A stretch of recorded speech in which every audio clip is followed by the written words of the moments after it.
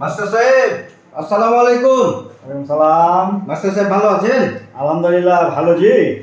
ভালো কেমন করে থাকলো মাস্টার সাহেব কহেন? কেন?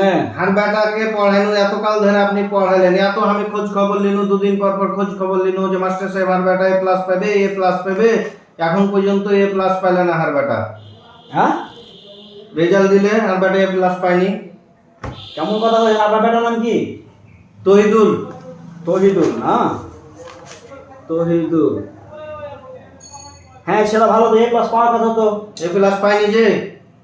কেমন কথাবার্তা বলছেন আপনি? এ প্লাস পাইনি। আচ্ছা,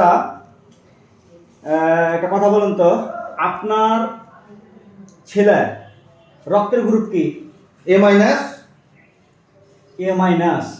আচ্ছা, তাহলে তো রক্তের সমস্যা আছে, এ প্লাস কীভাবে হবে? আচ্ছা, এ মাইনাস। আপনার রক্তের গ্রুপ? আমারও এ মাইনাস। এ মাইনাস মানে বংশগতভাবে তো আপনাদের রক্তের গ্রুপ খারাপ। এ প্লাস পাইতে হলে রক্তের গ্রুপ এ প্লাস হতে হবে।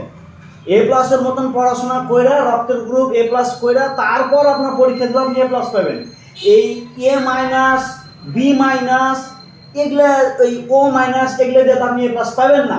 এগুলা রক্তের গ্রুপ হচ্ছে আপনার রাজমিস্ত্রির রক্তের গ্রুপ। হ্যাঁ, এই এই এ মাইনাস দিয়ে আপনি এ প্লাস নেবেন, রাজমিস্ত্রির কাজে পাঠিয়ে দেন, তার সাথে বেশি ভালো হবে।